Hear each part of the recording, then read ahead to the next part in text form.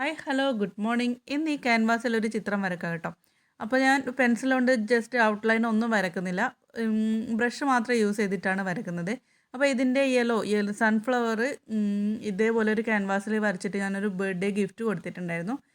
അപ്പോൾ ഞാൻ ഇതിലൊരു മാറ്റം വരുത്താമെന്ന് വിചാരിച്ചു, റെഡ് ഫ്ലവർ ആക്കാമെന്ന് വിചാരിച്ചു. അതിന് വേണ്ടിയിട്ട് ഫസ്റ്റ് തന്നെ ഞാൻ യെല്ലോ തന്നെയാണ് യൂസ് ചെയ്ത്, യെല്ലോവും റെഡും കൂടിയുള്ള കോമ്പിനേഷനാണ് ചെയ്യാൻ ഞാൻ ആഗ്രഹിക്കുന്നത്. ഇതേപോലെ ബ്രഷ് കൊണ്ട് ജസ്റ്റ് ഏകദേശം ഒരു റൗണ്ട് ഷേപ്പ് നമ്മൾ ഇമാജിൻ ചെയ്തിട്ട് അതിൻ്റെ ഉള്ളിലേക്ക് ഇതൾ വരുന്ന രീതിയിൽ കളർ ചെയ്തു. എന്നിട്ട് ഇതിൽ റെഡ് കളർ നല്ല രീതിയിൽ ഫില്ല് ചെയ്യും. പക്ഷേങ്കിൽ ഫില്ല് ചെയ്യുന്നതിന് മുന്നേ ഔട്ട്ലൈന് കുറച്ച് ഡാർക്കായിട്ട് റെഡ് കൊടുത്തു. അതിനുശേഷം ആണ് നല്ല രീതിക്ക് ഇതളിൻ്റെ ഉള്ളിൽ റെഡ് കളർ ഞാൻ ഫില്ല് ചെയ്യുന്നത് കേട്ടോ.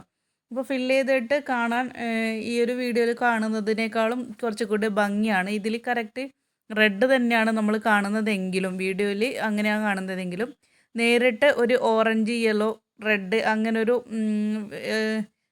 ഓറഞ്ച് ഷെയ്ഡ് അതിലേക്ക് വരുന്നുണ്ട് കേട്ടോ. റെഡും ഓറഞ്ചും യെല്ലോ ഒക്കെ ഫീൽ ചെയ്യുന്ന കുറേ ഇതളുകളാണ് കാണാൻ പറ്റുന്നത്. അങ്ങനെ റെഡ് മുഴുവനായിട്ടും ഫില്ല് ചെയ്യുന്നു, നമ്മൾ ഇതളിലേക്ക് ഫില്ല് ചെയ്യുന്നു. പിന്നെ പക്ക കറക്റ്റ് അളവൊന്നും എടുത്തില്ല, കാരണം ഫ്ലവറിൻ്റെ ഇതളുകൾ എനിക്ക് തോന്നുന്നു ഒരേ അളവിൽ കറക്റ്റ് ഒരേ അളവിലൊന്നും നമുക്ക് അങ്ങനെ കറക്റ്റ് കിട്ടത്തില്ല എന്ന് ഞാൻ വിചാരിക്കുന്നു. അതുകൊണ്ട് തന്നെ ഞാൻ ഇതിൽ ഒരേ അളവൊന്നും എടുത്തില്ല. അങ്ങനെ ചെയ്യുന്നവർക്ക് അങ്ങനെയും ചെയ്യാം കേട്ടോ. അങ്ങനെ ചില ഫ്ലവേഴ്സ് ഞാൻ ഒരേ അളവിൽ എടുത്ത് ചെയ്യാറുമുണ്ട്, ഇല്ല എന്ന് പറയുന്നില്ല കേട്ടോ.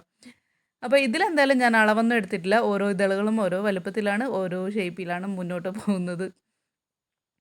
അങ്ങനെ ചെയ്തതിന് ശേഷം ആ ബ്രഷ് ഞാൻ കഴുകുന്നില്ല. അതേ ബ്രഷ് കൊണ്ട് തന്നെ നമ്മൾ കോർണറിൽ പൂമ്പൊടി നിൽക്കുന്ന ഭാഗത്ത് യെല്ലോ കളറിൽ ഒന്ന് ബ്രഷ് കുത്തിയിട്ട് അവിടെ ഒന്ന് ഫില്ല് ചെയ്യും. അപ്പോൾ ആ റെഡും യെല്ലോവും കൂടി ആവും.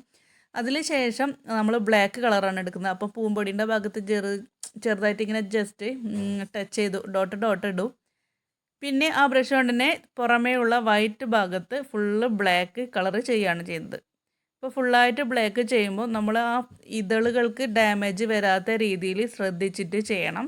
ഇതളുകൾക്ക് ഡാമേജ് വന്നാൽ ആ ഒരു പിക്ചറിൻ്റെ ഒരു ഭംഗി നഷ്ടപ്പെടും. അപ്പോൾ അതിന് പറ്റിയ ബ്രഷ് യൂസ് ചെയ്യുക. എനിക്കിപ്പോൾ ഞാൻ ഒരേ ബ്രഷ് കൊണ്ടാണ് യൂസ് ചെയ്യുന്നത്. ചില ഇതളുകൾക്ക് ഡാമേജ് വന്നിട്ടും ഉണ്ട് കേട്ടോ. ചില ഇതളുകളിലേക്ക് ആ കറുപ്പ് കളറ് ചെറുതായിട്ടൊന്ന് കയറിയിട്ടുണ്ട്, എന്നാലും കുഴപ്പമില്ല, കാണാൻ ഭംഗിയുണ്ട്. പിന്നീട് ചെയ്യുന്നത് വെച്ചാൽ നമ്മൾ ആ ബ്രഷ് ജസ്റ്റ് ഒന്ന് കഴുകിയതിന് ശേഷം നമ്മൾ ആ ഫസ്റ്റ് ഡോട്ട് ഇട്ടില്ലേ, ബ്ലാക്ക് ഡോട്ട് ഇട്ടെടുത്ത് ഒന്ന് സ്പ്രെഡ് ചെയ്ത് കൊടുക്കുക. അപ്പോൾ ഇതാണ് ഫൈനൽ റിസൾട്ട്. ഇഷ്ടപ്പെട്ടാൽ ഒന്ന് ലൈക്ക്